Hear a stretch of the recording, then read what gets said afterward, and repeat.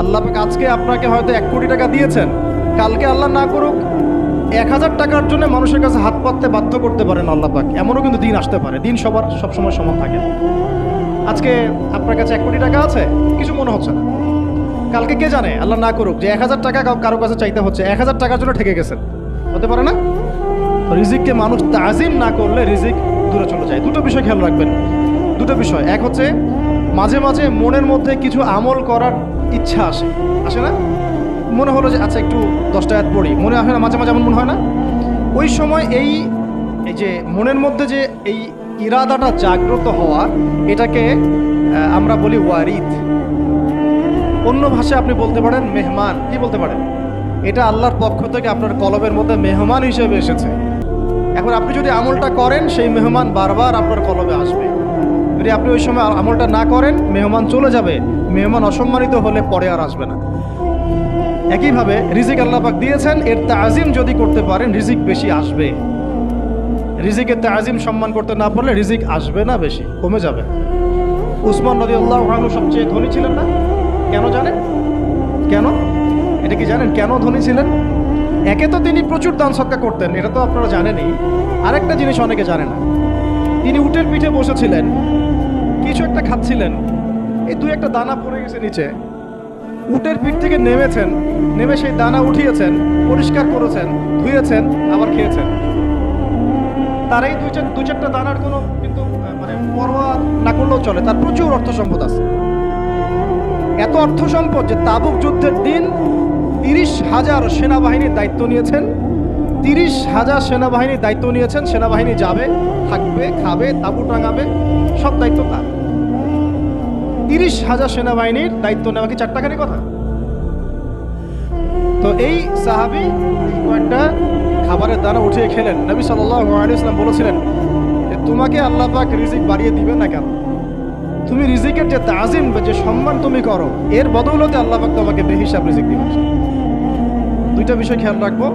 আমলের মেহমান হৃদয়ের মধ্যে আসলে তাকে ফিরায় না দেওয়া, তাহলে সেই মেহমান কিন্তু আর আসবে না। মেহমানকে মূল্যায়ন করলে মেহমান বারবার আসবে। আর রিজিকের তাজিম না করলে রিজিক কিন্তু আপনার ঘরে বেশি বেশি আসবে না। এমনি তো হারামের যুগ, এমনি সুদের যুগ, এমনি ঘুষের যুগ। অলমোস্ট এভরি ফ্যামিলি সুদখোর এখন, অলমোস্ট এভরি ফ্যামিলি। মেয়ের স্পেশালি যারা শাশুড়ি টাইপের, আপনারা মাইন্ড করেন না, তাদের সাইকোলজি যে এতই নিচে নেমে গেছে এখন যে আমার মেয়ে জাহান্নামে যায় যাক। হ্যাঁ, আমার মেয়ে জাহান্নামে যায় যাক, সমস্যা নাই, দুনিয়াতে সে যেন ভালো থাকে। এটা কেন বললাম? একটা সুদখোরের ঘরে তুলে দিতে সে দ্বিধাবোধ করতেছে না, একটা দুর্নীতিবাজের ঘরে তুলে দিতে দ্বিধাবোধ করতেছে না, একটা ঘুষখোরের ঘরে তুলতে দ্বিধাবোধ করতেছে না, একটা মানে কি বলবো মাদক সেবী, ড্রাগ এডিক্টেড বা এই যে আর কি বলবো ফাসেক, জালেম, এই ধরনের ঘরে উঠাই দিতেও সে দ্বিধাবোধ করছে না। 5তলা বাড়ি চাই আমার মেয়ে 5তলা বাড়ি থেকে সুখে থাকবে। এই যে সুখের ডেফিনেশন এখানে দিয়েছেন আপনারা। এই জন্য কত হাজার হাজার মেয়ের জীবন নষ্ট করে দিয়েছেন আপনারা। আমার কথা মাইন্ড করে না, হাজার হাজার মেয়ের জীবন মায়েরা নষ্ট করে দিয়েছে, শুধুমাত্র মেয়েদের দুনিয়াবি সুখ এর সংজ্ঞাটা বুঝতে ভুল করার কারণে। এর নাম যদি সুখী হইতো, তাহলে অমুসলিমরা সুখী না কেন? পশ্চিমারা সুখী না কেন? ওরা আত্মহত্যা করে কেন? এভাবে মেয়েদের জীবন নষ্ট করেছে। অথচ অল্প যদি হালাল রিজিকও হতো, আল্লাহ পাক তাকে বরকত দিতেন, সুখে থাকতেন। আল্লাহ পাক আপনাদেরকে রিজিকের মূল্য বোঝার, তাজিম করার তৌফিক দান করেন, আমিন। অনেক ভিতরে চলে যাচ্ছে আমি, সময় আমাদের হাতে আরো শর্ট হয়ে আসতেছে। তো এখানে একটা কথা বলে দিব যে রিজিকের প্রসঙ্গ যেহেতু আসছে, যে হালাল খেতে হবে আমাদেরকে, হারামের দ্বারস্থ হওয়া যাবে না। আপনার স্বামী যদি হারাম খায়, আপনি স্বামীকে বুঝান, তাকে ওই চাকরি ছেড়ে দিতে আপনি উৎসাহিত করেন। আমি আপনাদেরকে একটা অনেস্টির সাথে একটা কথা বলি, যত এই যে প্রশাসনে যত ঘুষখোর আছে, ঠিক আছে, যত দুর্নীতিবাজ আছে, যত মাদক সেবী আছে, মাদকের ব্যবসায়ী আছে, যত সুদখোর আছে, এরা সবাই কেন এই খারাপ কাজগুলো করে জানেন? তার স্ত্রীকে ভালো রাখার জন্যে, তার মাকে ভালো রাখার জন্যে, তার সন্তানদেরকে ভালো রাখার জন্য। তাহলে স্ত্রী হিসেবে, সন্তান হিসেবে, মেয়ে হিসেবে আপনি বলবেন যে আমাদের এইসব ভালোর দরকার নাই আব্বু, হে আমার প্রিয় স্বামী, আমার এসব ভালোর দরকার নাই, হে আমার ছেলে, আমার এসব ভালোর দরকার নাই, তুই হালাল পথে থাক, ওইখানে তুই আমাকে ডাল ভাত খাওয়া, আমি খুশি আছি। এইভাবে আপনারা তাদেরকে মোটিভেট করেন, দেখবেন সমাজে হারাম কমে গেছে ইনশাআল্লাহ। আর হারাম খাওয়া এই ছেলে মেয়েগুলোও কিন্তু মানুষ হবে না। হারাম খাওয়া যে ছেলে মেয়েগুলো রক্ত মাংস করে উঠছে, এরাও কিন্তু মানুষ হবে না। আল্লাহ পাক আমাদেরকে হালাল খাওয়ার তৌফিক দান করেন, এবং এই হালালের জন্য আপনাদের ভূমিকা অনেক বেশি। আমরা উত্তরবঙ্গ সহ দেশের বিভিন্ন জায়গায় সফর করে যেটা দেখেছি, যত সুদী এনজিও আছে না, এনজিওগুলোর মধ্যে মহিলাদের নামই বেশি, জানেন? মহিলাদের নাম বেশি সুদী এনজিও।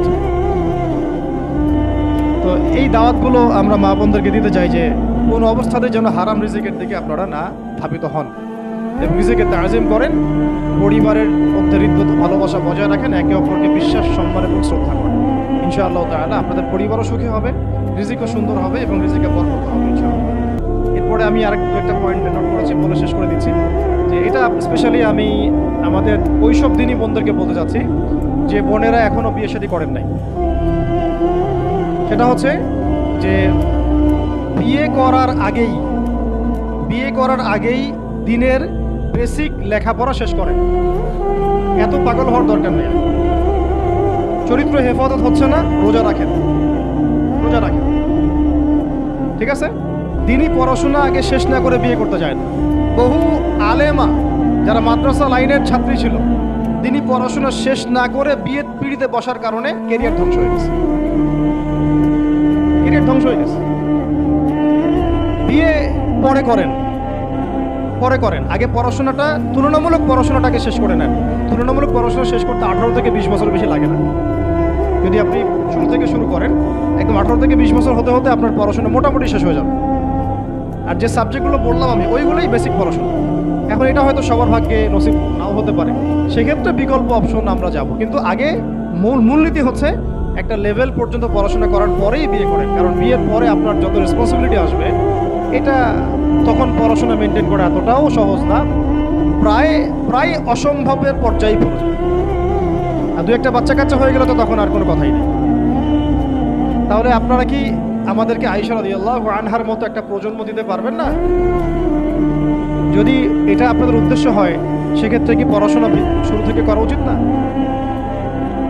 এখন এই সুযোগটা আমাদের সব বোনদের সামনে হয়তো থাকে না, এই জন্য আমরা বললাম যে বিকল্প অপশনগুলোতে আপনারা দিন শেখার চেষ্টা করেন। আর এরপরে যখন বিয়ে করবেন, পড়াশোনা মোটামুটি শেষ হয়েছে, বিয়ে করবেন, এখন 18-20 বছর বয়স হয়ে গেছে, এখন আল্লাহর ওয়াস্তে দুনিয়াবি বিষয়কে সর্বোচ্চ অগ্রাধিকার দিয়েন না। আজীবন পস্তাবেন, এবং একবার পস্তানো শুরু করলেই পস্তানো আজীবনও শেষ হবে। তখন মেইল করে, মেসেজ করে কোনো লাভ হবে না, কারণ আপনি বিয়ের আগে দিনকে প্রাধান্য দেন নাই, বরং দুনিয়াকে প্রাধান্য দিয়েছেন। আপনি বিয়ের আগে দিনকে প্রাধান্য দেন নাই, বরং দুনিয়াকে প্রাধান্য দিয়েছেন। যখন আপনি সবসময় পরকালকে, আল্লাহকে, তার রাসূলকে প্রাধান্য দিবেন, দিনকে প্রাধান্য দিবেন, দুনিয়া আল্লাহই গুছিয়ে দিবেন। আর যখন আপনি দুনিয়াকে সর্বোচ্চ অগ্রাধিকার দিবেন, দিন আপনার কাছ থেকে দূরে সরে যাবে। দিনের একটা গায়রত আছে, একটা ব্যক্তিত্ব, দিনের একটা স্বতন্ত্র গায়রত আছে, সে সবার কাছে ধরা দেয় না। যে তাকে মূল্যায়ন করে তার কাছেই দিন আসে, যে তাকে মূল্যায়ন করে না তার কাছে দিন আসে না।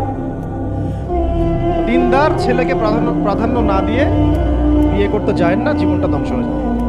হ্যাঁ, আমি বলছি না দিনদার ছেলে মাদ্রাসাতেই থাকে না, ইঞ্জিনিয়ার লাইনেও থাকতে পারে, ডক্টরও হতে পারে, ইঞ্জিনিয়ারও হতে পারে, কিন্তু এটা বাহ্যিকভাবে এটাকে জাস্টিফাই করাটাও ডিফিকাল্ট।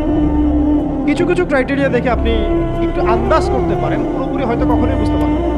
সেটা হচ্ছে দিনের প্রতি তার ফিকির কেমন, দিন নিয়ে তার কাজ কেমন, তার লাইফস্টাইল কেমন, তার পরিবার কেমন, কোন পরিবেশে সে বড় হয়ে উঠেছে, তার একাডেমিক্যাল সার্টিফিকেট কেমন, তারপরে তার দাওয়াতের মেহনতে অ্যাক্টিভিটিস আছে কিনা, বা ব্যবসা হালাল কিনা, বা চাকরির হালাল কিনা, নামাজ ঠিক আছে কিনা, তার মধ্যে সুন্নাহ আছে কিনা, এগুলো কিছু কিছু বাহ্যিক সাইন যেগুলো দেখে আমরা একটা আইডিয়া নিতে পারি। তারপরে বলবো যে এখানে 100% আপনি এনশিওর হতে পারবেন, ওইটা আল্লাহ পাকের হাতে।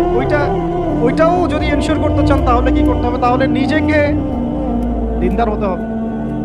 আমি নিজে যদি ভালো দিনদার হই তাহলে ইনশাআল্লাহ আল্লাহ পাক আমাকে দিনদার স্ত্রী দিবেন। নিজে দিনদার না, তাহলে কি রেডিমেড দিনদার ছেলে আসবে? কখনই আসবে। দোয়া করতে হবে, রব্বানা হাব লানা মিন আজওয়াজিনা ওয়া যুররিয়াতিনা কুররাতা আ'য়ুন ওয়াজআলনা লিল মুত্তাকিনা ইমামা। দোয়া করতে হবে যে রব্বি হাবলি মিনাস সালিহিন, রব্বি হাবলি মিন লাদুনকা যুররিয়াতান তাইয়্যিবা ইন্নাকা সামিউদ দুআ। এই বিষয়গুলো থেকে খেয়াল রাখবেন। আর শরীয়তের মেজাজ মাথায় রাখা। শরীয়তের মেজাজের কথাটা আজকে এই জন্য বলছি যে আমরা আমাদের দেশে যে প্রবলেমটা দেখি, ইসলামের পূর্ণাঙ্গ বিষয়গুলো মানুষ মাথায় রাখতে চায় না।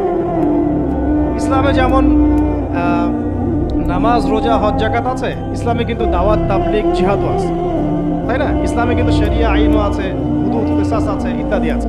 আমাদের সমাজে দেখেন নামাজ শব্দ পরিচিত কিন্তু কিসাস শব্দ পরিচিত। কিসাস মানে কয়জন জানেন যে কিসাস শব্দ অর্থ কি? অনেকেই জানে না, কিন্তু কিসাস একটা কোরআনের একটা ফান্ডামেন্টাল বিধান যে কেউ যদি আপনার চুরি করে হাত কেটে ফেলতে হয়, কেউ যদি ব্যভিচার করে বেত্রাঘাত করতে হয়, বিবাহিত হলে রজম করতে হয়, কেউ যদি মুরতাদ হয় তারও মৃত্যুদণ্ড শাস্তি আছে, কেউ শাতেমে রাসূলকে গালি দিয়েছে তারও মৃত্যুদণ্ড আছে। এরকম অনেক বিধান আছে, হুদুদ এবং কিসাস আছে। হত্যার বদলে হত্যা, চোখের বদলে চোখ, জানের বদলে জান। আমাদের সমাজে এগুলো পরিচিত না। নামাজ পরিচিত কিন্তু তাসবিহ তাহলিল পরিচিত, ঠিক আছে? এরকমই সমাজেও বহু বিবাহ এটা অপরিচিত। হ্যাঁ, আপনি একটা বিয়ে করে বাইরে 4টা 5টা 6টা মেয়ের সাথে খারাপ সম্পর্ক করলে সমাজ এটাকে প্রমোট করে, এটাকে কাছে আসার গল্প নাম দেয়। কিন্তু একটা মেয়ের পুরো জীবনের রেসপন্সিবিলিটি আপনি নেবেন হালালভাবে, তখন সমাজ আপনাকে বাঁকা চোখে দেখবে এবং বিতর্কিত করবে। আমরা এখনো ওই ইসলামের ওই মেজাজে যাইতে পারি নাই। আমার মেয়েকে বড় করার সময় এটা তার মাথায় ছোট থেকে দেওয়া উচিত যে হ্যাঁ, ইসলামে কিন্তু বহু বিবাহের ব্যাপারও আছে, ওকে ওইভাবেই ওই মেজাজেই বড় করা উচিত। এখানে আরেকটা প্রশ্ন আসতে পারে যে এটা তো ঐচ্ছিক। অবশ্যই ঐচ্ছিক, কেউ চাইলে করতে পারে, কেউ চাইলে নাও করতে পারে, সবার উপর এটা ফরজ না, কখনোই না। এবং এটাকে আমরা বড় স্কেলে এটাই সুন্নত এটাও বলতে পারবো না। ওইটা একটা নির্দিষ্ট প্রেক্ষাপটে অ্যাপ্লাই করার বিষয় ছিল। এবার উহুদের যুদ্ধ হয়ে গেছে, অনেক মেয়ে এতিম হয়ে গেছে। এখন এই মেয়েগুলো দায়িত্ব কে নেবে? বহু বিবাহের ব্যাপারটাতে আসলো তখন সূরা নিসার আয়াত যে তোমরা এখন পছন্দ হলে মাসুলাতার উপর করতে। এটা কাউকে ফরজ করা হয় নাই, কারো উপরে ফরজ করা হয় নাই। যার সামর্থ্য আছে তোমরা করতে পারো। খালাস, ওই মেয়েগুলোর দায়িত্ব নিয়ে নেওয়া হলো রাষ্ট্রীয়ভাবে, এবং তারা সম্ভ্রম পেলো, সম্মান পেলো, গার্ডিয়ানশিপ পেলো, তাদের সমস্ত অধিকার ফিরে পেল। এটা ইসলামের একটা বিধান আছে। একেবারে এটাকে বাদ দিয়ে এটাকে অস্বীকার করা, কুফরি করলে কিন্তু কোরআনের সাথে আপনার কুফরি হয়ে যাবে। আপনার নিজস্ব রুচিবোধ থাকতে পারে যে আমি এটাকে পছন্দ করি না, সেটা আপনার ডিসিশন, এটা কোনো সমস্যার কিছু নেই।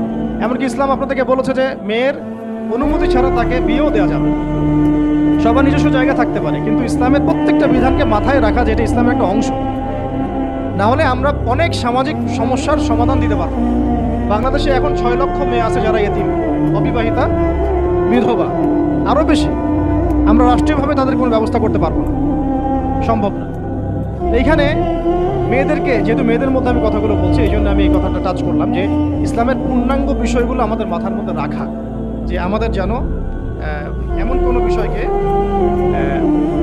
অস্বীকার করে না বসে যেটা আবার আমাকে ঈমান থেকে বের করে দিবে। আমার নিজের আমল না হতে পারে, আমি নিজে সেটা পছন্দ না করতে পারি, বা আমার মতামত থাকতে পারে, সেটা আলাদা একটি ইস্যু। কিন্তু ইসলামের বিধানগুলোকে আমরা কোনোভাবে যেন ডিনাই করতে না যাই, এটা আমাদের মাথায় রাখতে হবে। আর এটা সমাজের কল্যাণের জন্যই আল্লাহ রাব্বুল আলামিনের পক্ষ থেকে একটা ইখতিয়ার দেওয়া হয়েছে। আর দুটো বিষয় বলে শেষ করে দিচ্ছি, সেটা হচ্ছে ওই যে ইলমের কথা বলেছিলাম শুরুতে, এর সাথে আমি আমার ব্যক্তিগত জীবন থেকে বলছি আর 3টা জিনিস ইলমের সাথে খুব বেশি কানেক্টেড, এটা মাথায় রাখবেন। একটা হচ্ছে আদব। একটা কি? আদব রক্ষা করতে না পারলে ইলম অর্জন করতে পারবেন না। তাই আদব রক্ষা করার জন্য আমাদেরকে ওই জেনারেল লাইনে পড়াশোনার মেজাজটা ত্যাগ করে আসতে হবে।